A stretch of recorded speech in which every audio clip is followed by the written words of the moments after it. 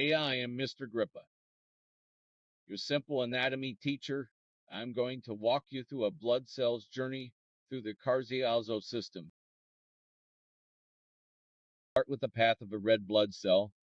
An oxygen-poor blood cell, it first starts at the inferior vena cava, then enters the right atrium.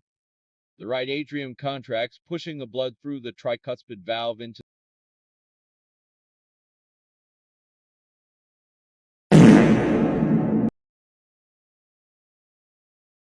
the right ventricle.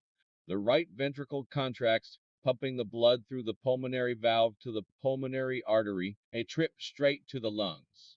The pulmonary artery takes blood to the lungs, where the red blood cells in the blood will take on oxygen and release carbon dioxide. Now this blood is oxygenated.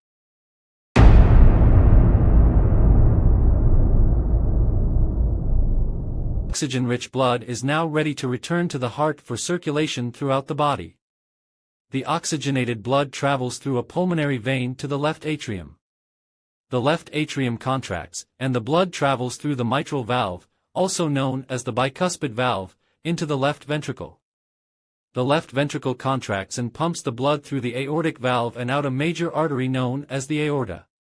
The aorta is a major artery that carries oxygenated blood throughout the body. After leaving the heart, the blood goes through many of these arteries and veins such as carotid artery, brachial artery, femoral artery, radial artery, superior vena cava, inferior vena cava, jugular vein, pulmonary artery, and the pulmonary vein.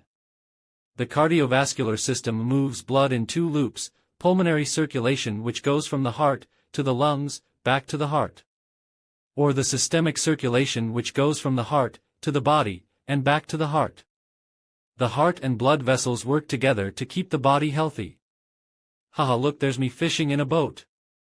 Anyway, that concludes this presentation. Make sure to buy my book and subscribe to my YouTube channel.